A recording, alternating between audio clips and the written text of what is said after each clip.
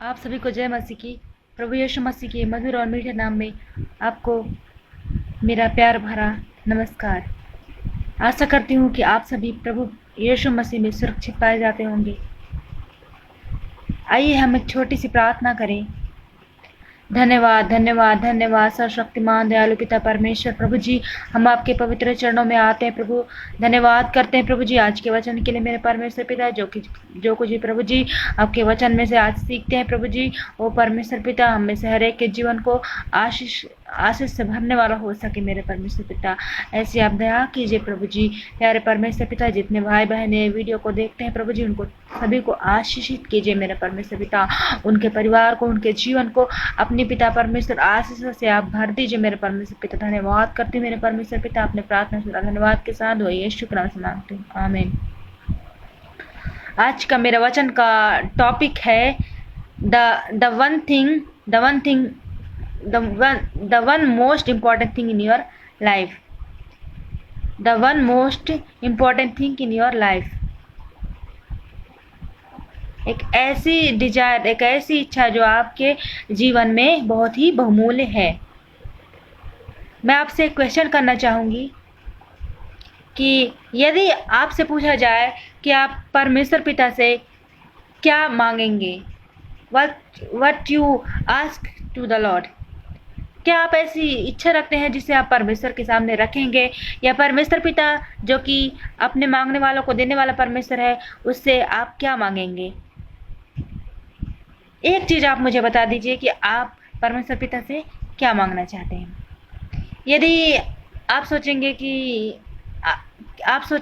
क्या मांगे हम परमेश्वर पिता से, तो मैं आपको सिंपली तरीके से बताती हूँ कि आप परमेश्वर से आशीष मांग सकते हैं, या यह कह लीजिए कि आपके परिवार में यदि खुशी नहीं है तो आप उस खुशी को परमेश्वर पिता से मांग सकते हैं, या फिर एक पति और पत्नी है तो उनका जो संबंध है, उनका जो रिलेशन है वो अच्छा नहीं है, तो परमेश्वर पिता से कह सकते हैं कि हे प्रभु हमारे रिलेशन है उसे ठीक कीजिए।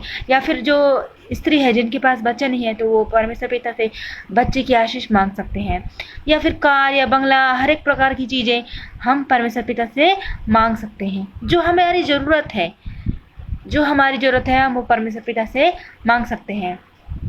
लेकिन हम वचन में जाएंगे, भजन संहिता 27 का चौथा पद, 27 अध्याय का चौथा पद हम वचन में देखेंगे। एक वर मैंने यहोवा से मांगा है, उसी के यत्न में लगा रहूंगा कि जीवन भर यहोवा के भवन में रहना पाऊं। इससे यहोवा की मनोहरता पर दृष्टि लगाए रहूं और उसके मंदिर में ध्यान किया करूं। इस जगह में दाऊद जो भजन का लिखने वाला है, वो कहता है कि एक ही वर मैंने परमेश्वर से मांगा और उसके ही यत्न में लगा रहूंगा। यानी कि जो चीज मैं परमेश्वर पिता से मांग रहा हूँ, जो चीज मैं परमेश्वर से प्राप्त करने की जो इच्छा रख रहा हूँ, तो मैं उसी के यत्न में लगा रहूंगा। और वह चीज क्या है? वह चीज यह है कि मैं परमेश्वर के भवन में बना रहूं, परमेश्वर के भवन में बैठा रहूं, परमेश्वर की मनोहरता पर दृष्टि लगाए रहूं, परमेश्वर के भवन में बैठा रहूं, परमेश्वर की उपस्थिति में मैं बैठा रहूं। यहाँ पर हम प्रेरितों के काम में देखेंगे कि परमेश्वर हाथ के बनाए हुए मकान में नहीं रहता। यहाँ वचन कहता है कि परमेश्वर हाथ के बनाए हुए मकान पे नहीं रहता। यशायाह नबी की किताब में देखेंगे 66 अध्याय उसका पहला पद में हम देखेंगे कि परमेश्वर का वचन कहता है कि स्वर्ग मेरा सिंहासन और पृथ्वी मेरे चरणों की चौकी है। तुम मेरे लिए कैसा भवन बनाओगे? मेरे विश्राम का क्या स्थान होगा? सोचिए, जो परमेश्वर है, जो स्वर्ग में जो विराजमान परमेश्वर है, जिसने सब कुछ बनाया है इस पृथ्वी पर, हम उसके लिए कैसा भवन बना सकते हैं? हम उसके लिए कैसा निवास स्थान बना सकते हैं जिसमें हमारा परमेश्वर पिता रह सकता है? सब कुछ तो उसी का है, सब कुछ उसी ने बनाया है, तो हम उसे कैसा स्थान दे सकते हैं? हम उनके लिए क्या बना सकते हैं? भजन संहिता 139 में का 7वां पद में ये कहता है कि परमेश्वर मैं तेरी आत्मा से भागकर किधर जाऊं? दाऊद राजा कहता है कि परमेश्वर मैं तेरी आत्मा से भागकर किधर जाऊं? यदि मैं आकाश में चढ़ूं तो तू वहां है, यदि मैं समुद्र में भी जाऊंगा तो तू वहां है, मैं पाताल में भी जाता हूं तो तू वहां है। जहाँ पे भी जाता हूँ वहाँ पर तेरी आत्मा पाई जाती है। एक गीत भी है ना कि तेरी आत्मा से भाग कर मैं कहाँ जाऊँ, तूने मुझे आगे पीछे घेर रखा है, अपना हाथ मुझ पर रखे रहता है, तेरी आत्मा से भाग कर मैं कहाँ जाऊँ। यहाँ पर यह गीतकार भी कहता है कि तूने मुझे आगे पीछे घेर रखा है, तेरी आत्मा से भागकर मैं कहाँ जाऊँ। इसी बात को दाऊद राजा कहता है कि तेरी आत्मा से भागकर मैं कहाँ जाऊँ। भजन का लिखने वाला कहता है one thing that I Dzire, और वो ये है कि एक ही वर मैंने परमेश्वर से मांगा और उसके यत्न में मैं लगा रहूंगा। परमेश्वर के भवन में रहने का क्या मतलब होता है? उसकी हुजूरी में बने रहना, उसकी निकटता में रहना। वो दाऊद राजा कहता है कि मैं परमेश्वर की हुजूरी में बना रहूं, उसकी निकटता में बना रहूं, उसकी हुजूरी मुझसे अलग ना होने पाए। यहाँ पर देखिए दाऊद की इच्छा देखिए कि वो अपने मन परमेश्वर से कहता है कि उसकी हुजूरी, प्रभु यीशु की हुजूरी, परमेश्वर की हुजूरी मुझसे कभी अलग ना होने पाए। सोच के देखिए, आप और मुझे यदि मौका दिया जाए और यदि पूछा जाए कि आप परमेश्वर से क्या मांगेंगे, तो शायद हो सकता है कि मैं और आप संसार की चीज़ों को मांगें। संसार की चीज़ों को परमेश्वर के सामने हम रखें, जो हमारे जीवन में इम्पोर्टेंट है, जो हमारे जीवन में वैल्यूएबल है, उन्हीं को हम मांगेंगे। लेकिन यहाँ पे दाऊद राजा कहता है कि परमेश्वर की हुजूरी मुझसे अलग ना होने पाए, मैं परमेश्वर की निकटता में सदा बना रहने पाऊँ, वो ऐसा कहता है। मेरे प्रियो, बहुत ही कम लोग हैं जो ऐसा कहते हैं कि मैं परमेश्वर की हुजूरी में बना रह सकूं, कि मैं परमेश्वर के निकटता में बना रह सकूं। बहुत ही कम लोग हैं। आइए मैं एक स्टोरी आपको बताती हूँ जिससे आसानी से और भी आप समझ सके इस वचन को। एक राजा होता है जो रियासत का राजा है, बहुत बड़ा वो राजा होता है। लेकिन वह राजा बोलता है कि कल के दिन में मुनादी करवा दो, अपने मंत्री से बोलता है कि कल के दिन में मुनादी करवा दो कि जो व्यक्ति जो कुछ भी कल के दिन में मुझसे मांगेगा वह मैं सब कुछ उसे दूंगा। बोलता है कि मैं उसे सब कुछ दूंगा। मुनादी करा दो कि मैं कल सब कुछ बांटने वाला हूँ। तो सोचिए, लोगों की बहुत बड़ी लंबी लाइन लग जाती है कि राजा कुछ देने वाला है, राजा कुछ बांटने वाला है, चलो हम भी चलते हैं। ऐसा करके वो लोग सब जाते हैं और सुबह लाइन में कतार में खड़े हो जाते हैं। तो वो सब कुछ धीरे धीरे करके बांटता है। फिर एक छोटा बच्चा होता है, वो सबसे लास्ट में खड़ा हुआ होता है। तो वो कहता है, छोटा बच्चा कहता है कि जब वो छोटा बच्चा राजा के पास पहुंचता है तो राजा कहता है कि बच्चा, अब तो सब कुछ खत्म हो गया है, तुझे मैं क्या दे सकता हूँ? मेरे पास तो अब तुझे देने के लिए कुछ भी नहीं है, मैंने तो सब कुछ दे दिया है, तू तो लास्ट में आया है, मैं तुझे अब क्या दूँ? तो वो बच्चा कहता है कि मुझे ये सब चीज़ों की आवश्यकता नहीं है राजा, मुझे आपकी आवश्यकता है, मुझे आपके प्यार की आवश्यकता है। वो ऐसा बोलता है तो राजा बहुत ही खुश हो जाता है और राजा खुश होकर उसे गले लगा लेता है और बहुत ही उससे प्रसन्न हो जाता है। इस कहानी से हम सीखते हैं मेरे प्रियो कि हमें यदि हमें राजा ही मिल जाए तो हमें इन सब चीज़ों की क्या ज़रूरत है? ये जो सांसारिक चीज़ें हैं उन सब चीज़ों की हमें क्या ज़रूरत है? यदि हमको राजा ही मिल जाए, वो राजा जो हमारे लिए इस दुनिया में आया, वह राजा जो इस दुनिया में आकर हमारे लिए एक उद्धार का कारण बना, उसने क्रूस पर हमारे लिए मारे गए, गाड़े गए और तीसरे दिन जी उठे और आज भी जीवित हैं और परमेश्वर के दाहिनी ओर बैठकर हम और आप, मेरे और आपके लिए प्रार्थना कर रहे हैं। वो परमेश्वर हमें मिल जाए तो हमें किन बातों की आवश्यकता है? यदि हमें राजा ही मिल जाए तो हमें और कुछ नहीं चाहिए। वैसे ही जो इंसान इस बात को समझ जाता है कि आपको और मुझे प्यार करने वाला प्रभु यीशु मसीह है और हमें उसकी उपस्थिति में रहना है, तो हमें और क्या चाहिए? दो ही सूरत में हम इन चीज़ों को हम जान सकते हैं। एक वह है कि हमारे पास सब कुछ है, मतलब हम ये चीज़ों को, जो सांसारिक चीज़ें होती हैं, उन सब का हमने लाभ अपने जीवन में उठाया है। हमारे पास सब कुछ है तो हमें वो चीज़ लेने की ज़रूरत ही नहीं है, लेकिन हमें परमेश्वर पिता का प्रेम चाहिए। जो परमेश्वर जो हमें देगा वो ही हमारे लिए बेहतर होगा, क्योंकि हमें ये सब चीज़ें की हमने पहले से ही लाभ रखा है। सोचिए यदि हमें राजा ही मिल जाए तो हमें किन चीज़ों की आवश्यकता हो सकती है। और जब हम परमेश्वर को पा लेते हैं तो दुनिया की ये चीज़ें हमें बहुत ही छोटी नज़र आती है, बहुत ही कम लगती है। और दूसरा यह है कि जब मैं परमेश्वर को पा लूँगा तो बाकी सब चीज़ें भी मैं पा लूँगा। जब परमेश्वर पिता ही मेरे साथ रहेंगे तो दुनिया की सारी वस्तु ही मेरे साथ पाई जाएंगी।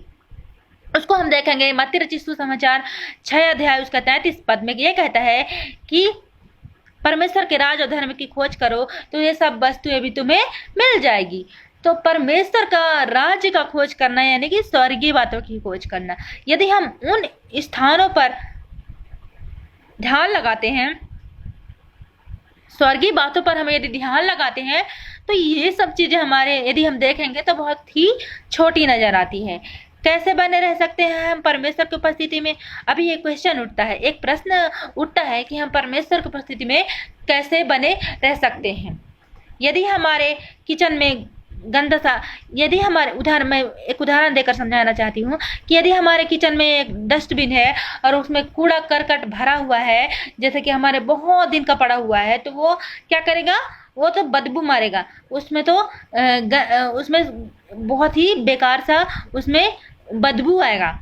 तो हमें किचन में एंटर करना भी पसंद नहीं आएगा, हमें खाना बनाना भी वहाँ पे जाके पसंद नहीं आएगा, क्योंकि वहाँ पे बदबू भरा पड़ा है। एक ही स्थान में एक ही जगह में एक अच्छी बातें और खराब बातें हो ही नहीं सकती हैं। इसलिए जैसे ठीक वैसे ही हमारे जीवन में भी तरह तरह की बुराइयां भरी हुई होती हैं। उन बुराइयों को यदि हम अपने जीवन में रखते हैं तो हमारा जीवन उस कचरा और कूड़ों से भर जाता है, और वही कचरा वही हमारे जीवन में गंदगी को लाता है और हमें हम हमारे जीवन में पाई जाती है। जो लोग आपके जीवन में तरह तरह के मतलब बातों को लेकर के आते हैं, जो आपको नीचा गिराते हैं, अपलिफ्टमेंट नहीं करते लेकिन आपको नीचा गिराते हैं, जो लोग आपको आपके जीवन में जहर घोलने का काम करते हैं, बुराई उनके मुख से बुराई निकलती है और आपको वो लोग बहलाते हैं, तो उसके बहलाने से आपके जीवन में असर पड़ता है।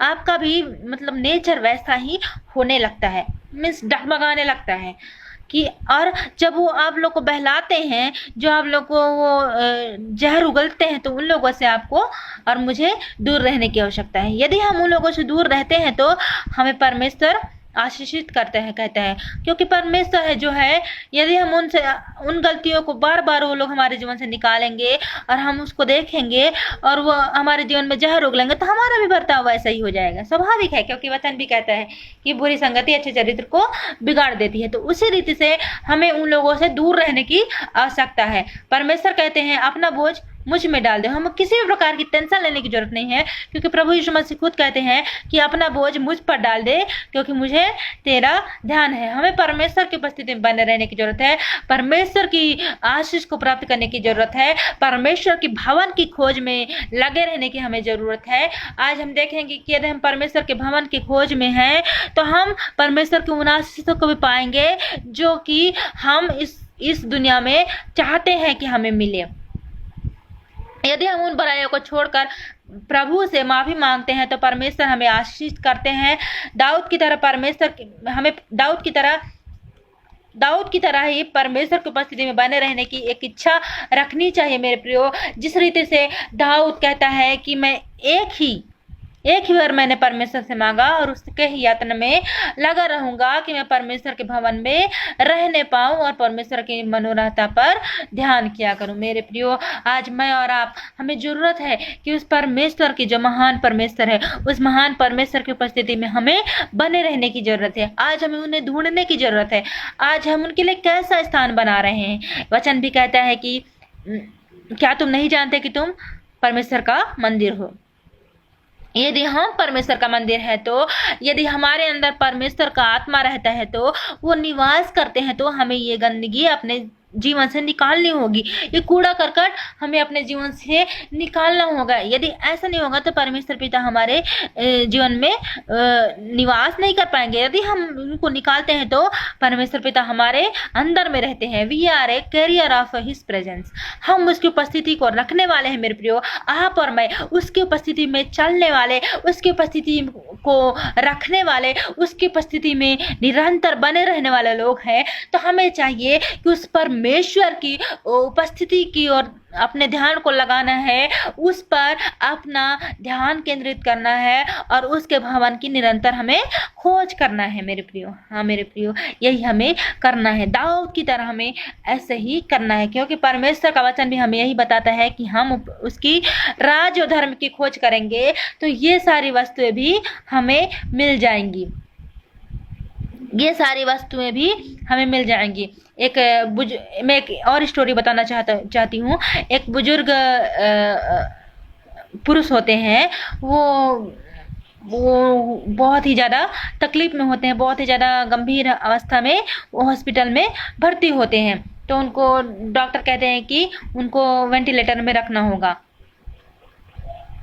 तो डॉक्टर उनको कहते हैं कि उनको वेंटिलेटर में रखना होगा, तो बहुत रोते हैं। तो डॉक्टर उनसे पूछते हैं कि आप क्यों रो रहे हो, वैसे भी आपका तबीयत बहुत खराब है, इसलिए हमको इस स्थिति में देखकर आपको वेंटिलेटर में हमको रखना होगा, आप क्यों रो रहे हो, मत रोइए। तो वो डॉक्टर से कहता है कि डॉक्टर साहब, मैं इसलिए नहीं रो रहा हूँ कि मैं मरने वाला हूँ, लेकिन मैं इसलिए रो रहा हूँ कि जब मैं जिंदा था तो जब मेरी सांसें चल रही थी वो प्रभु यीशु मसीह ने मुझे परमेश्वर ने मुझे दी थी, प्रभु यीशु मसीह ने मुझे दी थी, लेकिन वो सांस के लिए मैंने कभी भी परमेश्वर को धन्यवाद नहीं दिया। वो सांस के लिए मैंने कभी भी परमेश्वर को धन्यवाद नहीं दिया, लेकिन आज मुझे वेंटिलेटर के लिए आज मुझे पैसे देने पड़ रहे हैं। मैं अपनी सांस के लिए मुझे पैसे देने पड़ रहे हैं, लेकिन जब मैं जिंदा था, जब मैं अच्छा से था, तब मैंने कभी भी परमेश्वर को धन्यवाद नहीं दिया। मेरे प्रियो, आप और मैं इस बात पर हमें धन्यवाद प्रभु को हर दिन देना चाहिए। नित्य दिन हमें परमेश्वर के आभारी होना चाहिए कि सचमुच परमेश्वर ने हमें श्वास दिया है। जिस जीवन को परमेश्वर ने हमें दिया है, उस जीवन में हमें परमेश्वर के मनोरहता पर ध्यान करने की जरूरत है। उस जीवन में हमें परमेश्वर की उपस्थिति में बने रहने की जरूरत है। उस जीवन में यदि हम कमजोर पाए जाते हैं तो हमें परमेश्वर उठाते हैं। उस जीवन में यदि हम परमेश्वर के नजदीक जाते हैं तो परमेश्वर हमें आशीषों से परिपूर्ण करते हैं। मेरे प्रियो, आज हमारा जीवन दाऊद के नाई बन जाए, दाऊद के जैसे ही हमारा विश्वास हो जाए, दाऊद के जैसे ही हमारे मन में लालसा उत्पन्न हो जाए। मेरे प्रियो, जब यदि ऐसा होता है तो परमेश्वर हमें बहुत ऐसे आशीष करेंगे। आप और मेरा जीवन बहुत ही अच्छा प्रभु बनाए है मेरे प्रियो, और उसे हमें निरंतर प्रभु की उपस्थिति में ही बिताना चाहिए। निरंतर हमें परमेश्वर की महिमा करते हुए चले जाना चाहिए। मेरे प्रियो, पता नहीं हमारा जीवन कब तक का है मेरे प्रियो, लेकिन ये जीवन हमारा जब तक का है तब तक हमें परमेश्वर पिता को धन्यवाद देना है, तब तक हमें परमेश्वर की स्तुति और प्रशंसा करना है, तब तक हमें परमेश्वर की उपस्थिति में बने रहना है। मेरे प्रियो, आप सभी को परमेश्वर ने बुलाया है, आप सभी को परमेश्वर ने चुना है। मेरे प्रियो, तो परमेश्वर की उपस्थिति में बने रहिए और उसका धन्यवाद नित्य देते रहिए। आप सभी का धन्यवाद हो। प्रभु यीशु मसीह के नाम से मैं आप सभी को ब्लेस करती हूँ। आइए हम प्रार्थना करें। धन्यवाद धन्यवाद धन्यवाद धन्यवाद सर्वशक्तिमान दयालु पिता परमेश्वर प्रभु जी, जितनों ने वचन सुना है मेरे परमेश्वर पिता, सभी को आशीष देना प्रभु जी। और आपका वचन कहता है प्रभु, दाऊद राजा जिस प्रकार से कहते हैं कि एक ही बार मैंने यहोवा से मांगा कि मैं और उसके यत्न में मैं लगा रहूंगा कि मैं परमेश्वर का भवन में नित्य रहने पाऊँ। हाँ परमेश्वर पिता, मैं और पिता परमेश्वर प्रभु जी, मेरा परिवार प्रभु और पिता परमेश्वर, जितने लोग देख रहे हैं प्रभु, सारे लोग आपकी हुजूरी में बने रहने पाए मेरे परमेश्वर पिता, आपकी मनोरहता पर ध्यान करने पाए पिता, आपकी उपस्थिति में चलने पाए मेरे परमेश्वर पिता। ऐसे आप अनुग्रह कीजिए पिता, हम सभी को पिता परमेश्वर अपनी छाया में चलाइए प्रभु जी, आपकी उपस्थिति में चलाइए मेरे परमेश्वर पिता। जितने लोग बीमार पाए जाते हैं उन सभी को आप चंगा कीजिए पिता, आपकी महिमा होने दीजिए उनके जीवन से प्रभु जी। धन्यवाद करते प्रभु जी। दुनिया में प्रभु जी जितने भी लॉकडाउन चल रहा है, कोरोना वायरस चल रहा है प्रभु जी, वो सारे पिता परमेश्वर लोगों को आप सेफ रखिए पिता, सुरक्षित रखिए परमेश्वर पिता, आपकी महिमा होने पाए। सभी के नाम, सभी का जीवन आपके नाम से बचाया जाए। दुआ यीशु के नाम से मांगती हूँ, आमीन। आप सभी को जय मसीह की। खुश रहिए, आनंदित रहिए और परमेश्वर की उपस्थिति में बने रहिए। धन्यवाद।